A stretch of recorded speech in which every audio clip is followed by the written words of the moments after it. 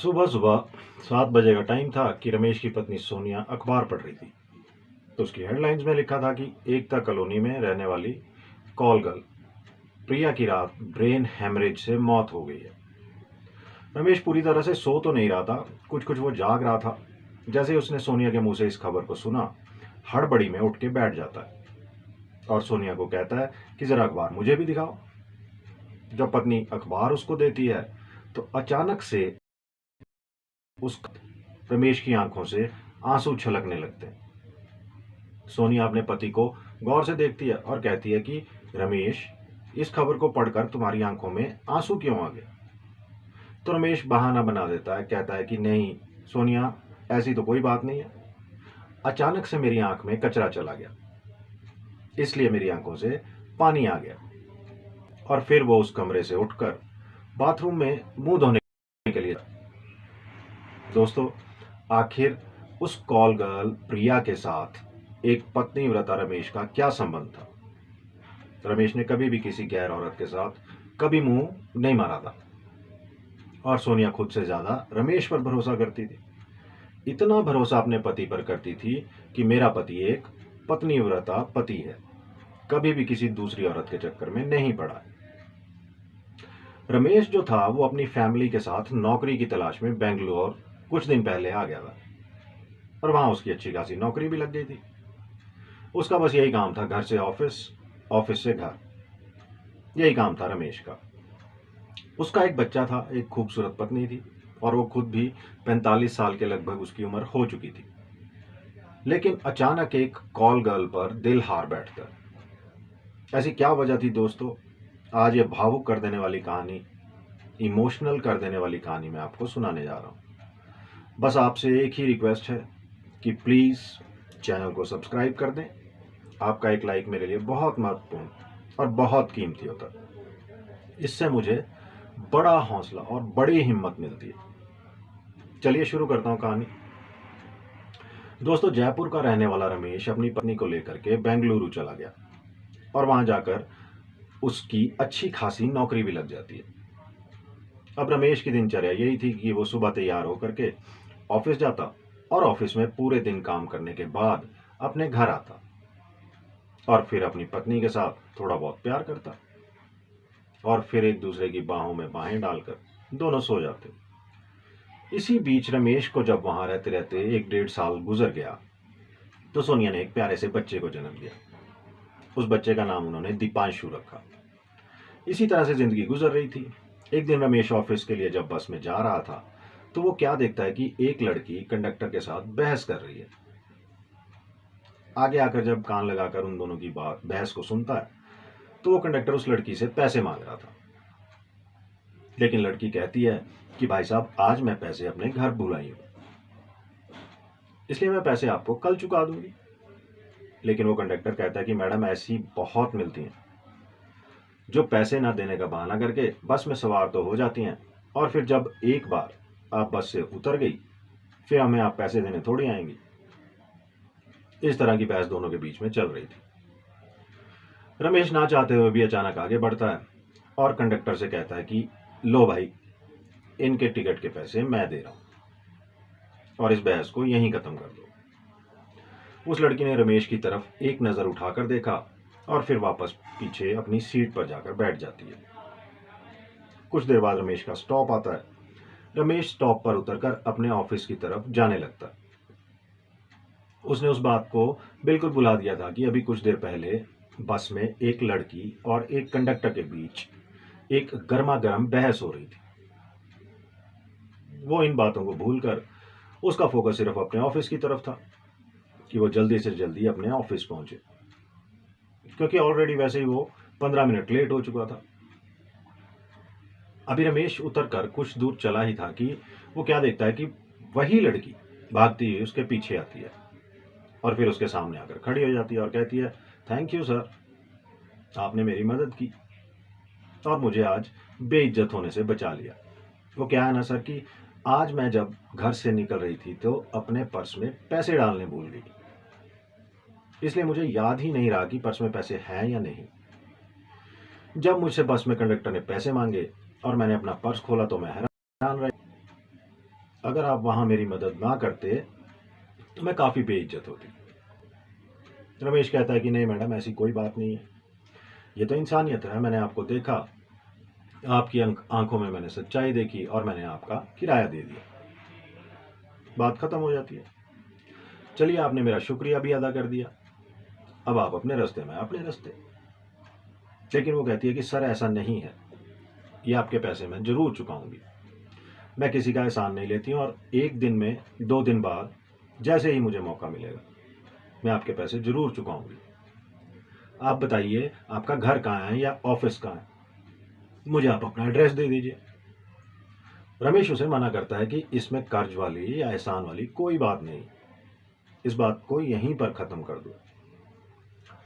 लेकिन ये लड़की अपने आप को खुददार बता रही थी और वो कह रही थी कि नहीं, मैं किसी का कर्ज लेकर नहीं मरना चाहती। ये आपका कर्ज मेरे ऊपर होगा, खुदा ना खास्ता मेरी मौत हो जाए तो इस कर्ज का बोझ मैं कैसे ढोऊंगी। इन सब बातों में, जज्बाती बातों ने रमेश को पिघला दिया और उसने अपने ऑफिस का पता इसको, लड़की को दे दिया। एक अनजानी सी चाहत रमेश को उसकी तरफ खींच रही थी। बार बार जब वो उसकी तरफ देखता उसके चेहरे पर उसकी नजर जम जाती। ऐसी खूबसूरत लड़की उसने अपनी जिंदगी में कभी नहीं देखी थी। वो लड़की उसको एक पढ़े लिखे अच्छे खानदान की मालूम हो। बात करने का लहजा, उसके बोलने का तरीका उसको काफी अपनी तरफ लुभा रहा था। लेकिन वो अपने वहम को झटक करके आगे बढ़ जाता है और अपने ऑफिस पहुंच जाता है। अगले दिन जब वो बस में सवार हुआ तो रमेश को बस में सवार होते ही उस लड़की की याद आ जाती है और वो सोचता है कि आज उस लड़की से दोबारा जरूर मुलाकात होगी। लेकिन ऐसा हुआ नहीं। रमेश ऑफिस चला जाता है, कई दिन इसी तरह से बीत जाते हैं, लेकिन वो लड़की रमेश को दोबारा नहीं मिलती। अब उस बात को रमेश भूल चुका था कि ऐसे जिंदगी में न जाने कितने हादसे होते हैं। एक दिन अपने ऑफिस में काम ज्यादा होने की वजह से रमेश के ऊपर प्रेशर था, दिमाग में गुस्सा चढ़ा हुआ था, फाइलों को इधर उधर कर रहा था। चपड़ासी को भी उसने डांट लगा दी थी कि तभी क्या देखता है कि एक लड़की उसके सामने खड़ी है और बोलती है, हेलो सर। रमेश ने जब नजर उठाकर उसकी तरफ देखा तो सारा गुस्सा उसका दूर हो जाता है और वो कहता है कि प्रिया तुम यहाँ पर, मैं तो तुम्हें भूल ही गया था। प्रिया कहती है, सर कई दिनों से मेरा इधर आपकी तरफ आना नहीं हुआ, इसलिए मैं आपके पैसे लौटा नहीं पाई। इसके लिए मैं आपसे माफी चाहती हूँ कि आपको काफी इंतजार करना पड़ा। रमेश कहता कि प्रिया इतनी बातें बनाने की जरूरत नहीं, आओ सामने कुर्सी पर बैठो। वो कुर्सी पर बैठ जाती है और रमेश अपने चपरासी को एक गर्मा गर्म बढ़िया कॉफी लाने के लिए कहता है। कॉफी आ जाती है, दोनों कॉफी की चुस्कियां लेने लगते हैं।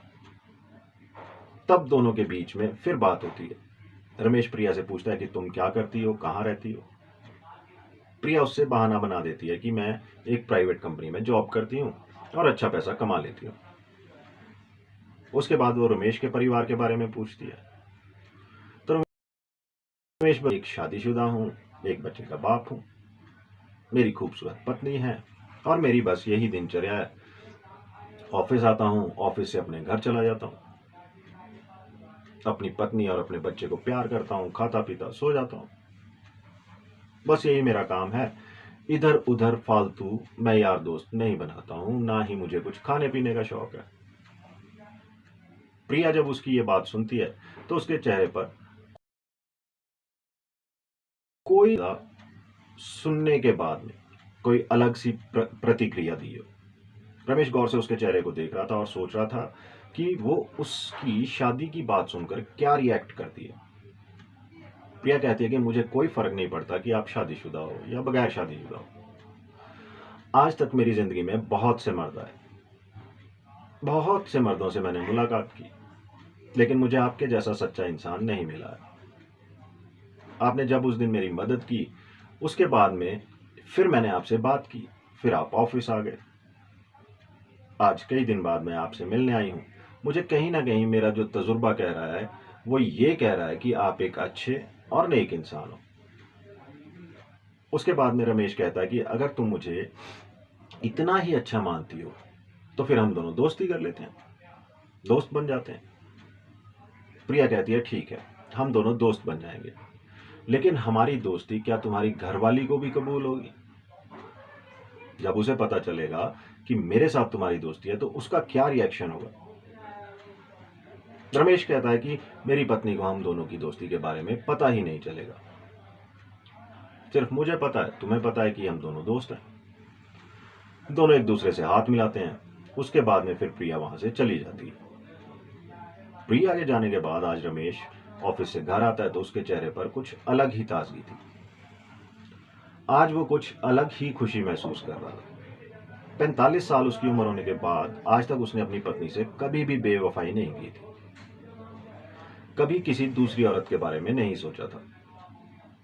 लेकिन अचानक प्रिया से मिलने के बाद ना जाने उसको क्या हो गया था कि उसने प्रिया की तरफ दोस्ती का हाथ बढ़ा दिया था और उससे दोस्ती कर ली थी। अब प्रिया और रमेश के बीच में फोन पर मैसेजेस और फोन पर बातें होने लगी। एक दिन प्रिया रमेश को अपने घर आने के लिए कहती है। रमेश उस दिन ऑफिस से जल्दी घर पहुंच जाता है और फिर बस बंद संवर कर प्रिया से मिलने उसके घर जाने लगता है। तो सोनिया कहती है, आज ऑफिस से आप जल्दी घर आ गए, आज आप तैयार होके कहाँ जा रहे हैं? क्या किसी पार्टी में या किसी दोस्त के घर जा रहे हैं? पहली बार उसने झूठ बोला कि हाँ सोनिया, मैं किसी दोस्त से मिलने जा रहा हूं और मेरा इंतजार मत करना, खाना खाकर तुम सो जाना, हो सकता है कि मुझे देर हो जाए। ये कहकर वो घर से निकला और सीधा प्रिया के बताए हुए पते पर उसके घर पहुंच जाता है। जैसे ही प्रिया ने दरवाजा खोला कि एकदम से शराब से उसके जिस्म के अंदर चली जाती है। रमेश बड़ी हैरानी से उस घर को देख रहा था। प्रिया रमेश को इशारा करती है सोफे पर बैठने का। रमेश सोफे पर बैठता है तो प्रिया भी उसके सामने बैठ जाती है। आज प्रिया ने बहुत शॉर्ट कपड़े पहन रखे थे और प्रिया देखने में एक मॉडल जैसी लग रही थी। रमेश प्रिया को ऊपर से नीचे तक देखता है, वहां के माहौल को देखता है, चारों तरफ इधर उधर बड़ी गौर से और बड़ी हैरानी से देख रहा था। तभी प्रिया ने कहा कि रमेश, मुझे पता है तुम्हारे मन में यहाँ आकर कई सवाल उमड़ रहे होंगे। उससे पहले कि तुम कोई सवाल करो, मैं अपने बारे में तुम्हें कुछ बताना चाहती हूँ। मैं एक पढ़ी लिखी ग्रेजुएट लड़की हूँ और ये जो शानो शौकत या आलीशान बंगले नुमा घर को जो आप देख रहे हो, ये मैंने अपनी कमाई से लिया है। अब तुम ये सोच रहे होंगे कि मैं कोई जॉब करती हूँ, कोई नौकरी करती हूँ, ऐसा नहीं है। मैं एक कॉल गर्ल हूँ, मैं एक जिस्म बेचने वाली लड़की हूँ, पैसों में अपने जिस्म को बेचती हूँ। एक रात के कई कई हजार रुपए लेकर लोगों के साथ रात भर सोती हूँ और उनको फुल मजे कराती हूँ और फिर सुबह को मोटी रकम लेकर मैं अपने घर आ जाती हूँ। पूरे दिन अपने घर में काम है कि मैं किसी न किसी मर्द की बाहों में समाई रहती हूँ, जिसके बदले में मुझे पैसा मिलता है। और ये काम मैं जोर जबरदस्ती से नहीं कर रही, ना ही किसी के बहकावे में आकर कर रही, बल्कि इस काम को मैं अपनी मर्जी से करती हूँ। ये सारी बातें जब प्रिया ने रमेश को बताई तो प्रिया देख रही थी कि रमेश के चेहरे पर उतार चढ़ाव आ रहे हैं।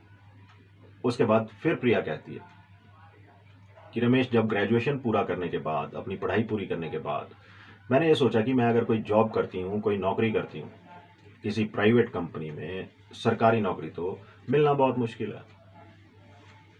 आज के टाइम में 20-25 हजार की नौकरी मेरे सपने पूरे नहीं कर सकती थी। जो मेरे दिल के अरमान थे, महलों में रहने के मैं ख्वाब देखती थी, मैं अच्छी जिंदगी गुजारने के सपने देखती थी, वो सपने मेरी ये नौकरी नहीं पूरे कर सकती थी। इसलिए मैंने अपनी मर्जी से ये कॉल गर्ल का रास्ता चुना। मुझे पता था कि इस काम में बहुत पैसा है।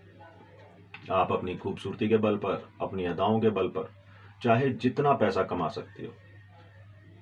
इसके लिए हर चीज मेरे पास थी। मैं खूबसूरत थी, मैं पढ़ी लिखी थी, अपनी अदाओं से लोगों को हर तरीके से सुख दे सकती थी और मैं अपनी मुंह मांगी रकम लोगों से वसूल सकती थी। इसीलिए मैंने इस रास्ते को चुना और मैंने लोगों से मुंह मांगी रकम वसूल की और आज ये आलीशान बंगला मैंने अपनी कमाई से बनाया। उसके बाद रमेश पूछता है कि तुम्हारे माँ बाप को तुम्हारे इस काम से कोई एतराज नहीं है? वो कहती है कि मेरे माँ बाप नहीं है, मेरी माँ बचपन में ही छोड़कर मुझे चल बसी थी और मेरे बाप का भी अभी 2 साल पहले देहांत हो गया। मुझे रोकने टोकने वाला मेरा कोई और भाई बहन है नहीं था। अपने घर की इकलौती थी, इसलिए मुझे रोकने टोकने वाला कोई भी नहीं था। और फिर मैं यहाँ बेंगलुरु में आ गई और इस कॉलोनी में आकर मैंने ये बंगलानुमा घर ले लिया। इसमें मैं अकेली रहती हूँ। सब कुछ है मेरे पास। शराब है, ऐश करने के हर सामान है, सोने के लिए मखमली गद्दे, बेहतरीन फर्नीचर है, अच्छा घर है, सब कुछ है मेरे पास, लेकिन एक अच्छा दोस्त नहीं था। बहुत लोगों के मैं संपर्क में आई, हजारों लोगों की मैंने वासना को शांत किया है। जब से मैं इस धंधे में आई हूँ, हजारों लोगों को मैंने ठंडा किया, लेकिन अभी मुझे कोई अच्छा दोस्त नहीं मिला। जितने भी मर्द मिले, सबकी नजर मेरे जिस्म पर आकर टिक जाती और फिर मेरे प्राइवेट पार्ट्स पर आकर खत्म हो जाती।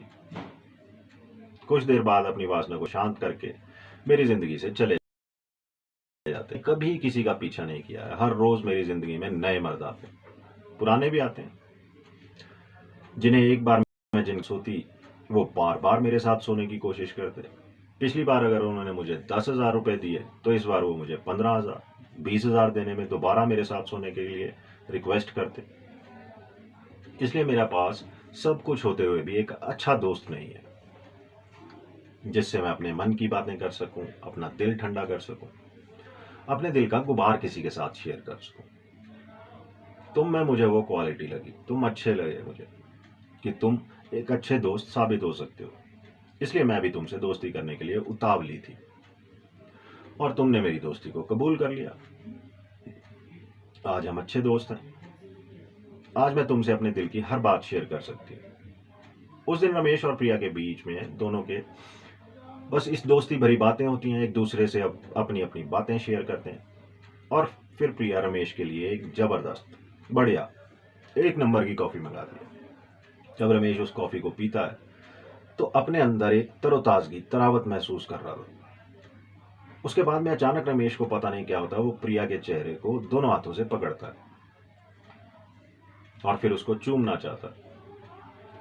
प्रिया एकदम रमेश के हाथों से छूट करके पीछे बैठ जाती है और कहती है कि रमेश, यही फर्क तुम में और उन लोगों में मैंने महसूस किया था कि तुम मेरे जिस्म के प्यासे नहीं हो। तुम मेरी आत्मा से प्यार करते हो, मेरी आत्मा से मोहब्बत करते हो, इसलिए मैंने तुम्हें सिर्फ दोस्त माना है। मेरे जिस्म को चूमने चाटने वाले, मेरे जिस्म को नोचने वाले बहुत मिल जाएंगे, मुझे पैसे भी देंगे, लेकिन मैं तुमसे किसी पैसे की तलबगार नहीं हूं। मुझे कोई पैसा नहीं, बस तुम्हारी दोस्ती, और ये काम तुम्हारे मेरे बीच में कभी नहीं होगा। उसके बाद रमेश कहता है कि ठीक है। वो उससे हाथ मिलाता और वापस अपने घर आ जाता है। अब दोनों के बीच में जब भी कभी मन करता एक दूसरे से, वो अपने दिल की बात कह देते। इसी तरह से लगभग 2 साल बीत चुके थे प्रिया और रमेश की दोस्ती को। वो लगभग जब भी उसे टाइम मिलता, जब भी उसका मन करता, वो उसके घर जाता, ढेर सारी उससे घंटों घंटे बातें करता और फिर वापस अपने घर आ जाता। इस बीच में उसने अपनी पत्नी को कभी भी यह जाहिर नहीं होने दिया था कि वो किसी कॉल गर्ल पर मर मिटा है, वो किसी कॉल गर्ल के साथ रिलेशन में है, उससे दोस्ती में है, उसके घर जाता है। एक दिन जब रमेश प्रिया से मिलने जाता है तो उसका चेहरा लटका हुआ था। प्रिया कहती है कि दोस्त, क्या बात है, आज तुम कुछ उदास लग रहे हो। रमेश बात को टालने की कोशिश करता है, लेकिन प्रिया उसके चेहरे से ये भांप लेती है कि मेरे दोस्त को जरूर कोई ना कोई परेशानी जरूर है। इसलिए वो जोर देकर उससे पूछती है कि रमेश, तुम्हें बताना पड़ेगा कि आखिर तुम्हें परेशानी क्या है। फिर रमेश बताता है कि मेरा एक नया नया बॉस आया है जो मेरे ऊपर है। वो मुझे अक्सर परेशान करता है और वो कभी कभी मुझे जो है धमकी देता है कि मेरा डिमोशन करने की धमकी देता है, मेरे काम से खुश नहीं रहता। उसके बाद प्रिया कहती है कि बस इतनी सी बात, कोई बात नहीं, बेफिक्र रहो, तुम्हारा ये काम हो जाएगा। 2 दिन बाद जब रमेश प्रिया से मिलता है तो बहुत खुश था। वो कहता है कि प्रिया, तुमने ऐसा क्या किया जिसकी वजह से मेरा बॉस अब मेरा प्रमोशन करना चाहता है और वो मुझसे खुश है। प्रिया कहती है कि रमेश, ऐसा तो कुछ भी नहीं है, हो सकता है वो तुम्हारे काम से खुश हो। रमेश कहता है कि प्रिया, भोली बनने की कोशिश मत करो, शायद जरूर तुमने कुछ ना कुछ ऐसा चक्कर चलाया। प्रिया कहती है कि मेरा दोस्त परेशानी में हो तो फिर मेरी दोस्ती तुम्हारे साथ किस काम की। मैंने देखा है कि ये बुढ़े बड़े बॉस होते हैं, मालदार लोग होते हैं, उतना ही इन्हें हसीन और कमसिन लड़कियों के रसिया होते हैं। ये वो हमारे तलवे चाटते हैं। बस एक जाल मैंने उसकी तरफ फेंका और फिर सब कुछ सेट हो गया। उसके बाद फिर अपना घर लेने के लिए जब रमेश ने कोशिश की, बैंक से लोन लिया, तो 2 लाख रुपए उसके पास कम पड़ रहे थे। वहां भी प्रिया ने उसे पैसों से मदद की और 2 लाख रुपए दे करके उसकी उस समस्या का समाधान किया। रमेश कहता है कि प्रिया, ये 2 लाख रुपए तुम्हारे मेरे ऊपर कर्जा है और भविष्य में कभी ना कभी मैं तुम्हारे ये पैसे चुका दूंगा। प्रिया कहती है कि कोई बात नहीं, मैं अपने दोस्त को अगर किसी उसकी परेशानी में काम ना आ सकी तो फिर ऐसी दोस्ती किस काम की। मैं तुमसे सच्ची दोस्ती करती हूँ, हर बात तुमसे शेयर करती हूँ, तुम्हें मैंने अपना राजदार बनाया है। तुम अगर परेशानी में हो तो मैं भी परेशानी में हूँ।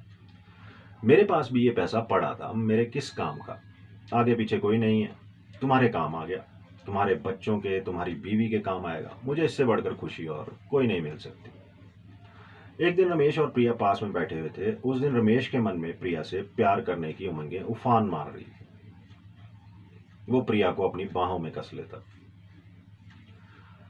और प्रिया को कहता है, प्रिया, आज मैं तुम्हें नहीं छोड़ूंगा। 2 साल से ज्यादा हमारी दोस्ती को बीत गए हैं। तुम कितने लोगों के संपर्क में आती हो, ये खूबसूरती कितने लोगों के ऊपर तुमने निछावर किया। मैं तुम्हारा दोस्त हूं, लेकिन इस खूब सा मजा लेने का मेरा भी मन करता है। क्या इस खूबसूरती के मजे मुझे नहीं दे सकती? दोस्ती सिर्फ बातों के लिए है।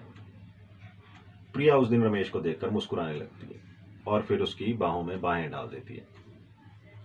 रमेश भी आज उससे खूब जी भर के प्यार करना चाहता था, क्योंकि 2-2.5 साल से उसके अंदर तरंगे मचल रही थी। आज वो बाहर आना चाहती थी। वो अंदर ही अंदर बाहर निकलने को उफान मार रही थी। दोनों एक दूसरे की बाहों में बाहें डाल देते हैं और फिर एक दूसरे को प्यार से चूमने लगते हैं कि तभी दरवाजे की डोरबेल बज उठती है। प्रिया ने रमेश को अपने से एकदम अलग किया और फिर वो दरवाजा खोलने पहुंची। रमेश की उमंगें जो थी, जो तरंगे थी, जो अभी उफान मार रही थी, अचानक से सर्द पड़ जाती हैं। अभी बेचारे ने कुछ भी नहीं किया था कि अचानक दरवाजे की घंटी बज जाती है। जब दरवाजा खोला गया तो एक पोस्टमैन था, कुरियर वाला था। उसने एक लिफाफा प्रिया को थमाया और फिर वो चला जाता है। जब उस लिफाफे को प्रिया ने खोलकर देखा तो उसके ऊपर एकदम से अचानक उदासी छा जाती है और उस लिफाफे को वो अलमारी में रख देती है। दोबारा जब रमेश उसको अपनी बाहों में लेने की कोशिश करता है, उससे प्यार करने की कोशिश करता है, तो प्रिया मना कर देती है और रमेश से कहती है कि रमेश, तुम अपने घर चले जाओ। उस कोरियर वाले के लिफाफा देने के बाद में ही प्रिया एकदम से टेंशन में आ गई थी। रमेश बार बार से कोशिश करता है कि वो उसके साथ प्यार करे, लेकिन प्रिया उसको मना कर देती है। रमेश गुस्से में वहां से उठता है और फिर अपने घर आ जाता है। प्रिया समझ चुकी थी कि रमेश आज नाराज हो गया है। ऐसे टाइम पर, ऐसे मोमेंट पे, जब मर्द की उमंगें उफान मार रही हो, सामने उसके एक खूबसूरत औरत हो और फिर दोनों एक दूसरे से प्यार करने के लिए मचल रहे हो और अचानक से फिर औरत का मूड बदल जाए, इधर मर्द का मूड बना हुआ है, तो ऐसे मोमेंट में आप समझ सकते हो कि फिर मतलब क्या होता है। बहरहाल ज्यादा समझाने की जरूरत नहीं है, आप सभी बहुत ही समझदार हो। उसके बाद प्रिया रमेश को फोन करती है। रमेश जब देखता है कि प्रिया का फोन आ रहा है तो वो उसके फोन को काट देता है। प्रिया ये नहीं चाहती थी कि उसका दोस्त नाराज हो। वो उसको बुलाकर उसको कुछ सच्चाई बताना चाहती थी। आखिर वो सच्चाई क्या थी? रात लगभग फिर प्रिया का फोन आता है। जब रमेश देखता है कि प्रिया का वो अपनी पत्नी और अपने बच्चे के पास लेटा हुआ था। फोन की घंटी बजते ही वो डर गया था, सहम गया था कि कहीं उसकी पत्नी को पता न चल जाए। वो जल्दी से फ़ोन रिसीव करता है और दबी आवाज़ में कहता है कि बोलो प्रिया, क्या बात है, इतनी रात को तुमने मुझे क्यों फ़ोन किया? प्रिया कहती है कि रमेश, मैं तुमसे मिलना चाहती हूँ। रमेश यही समझ रहा था कि शायद दिन की बात को वो, जो मेरे मन में दिन में उमंगे थी, इस वजह से वो मुझे नाराज़ नहीं करना चाहती और वो मुझे बुला करके मेरी इस तमन्ना को पूरा कराना चाहती है। लेकिन अब अपनी पत्नी के पास से उठ करके जाना उसके बस की बात नहीं थी।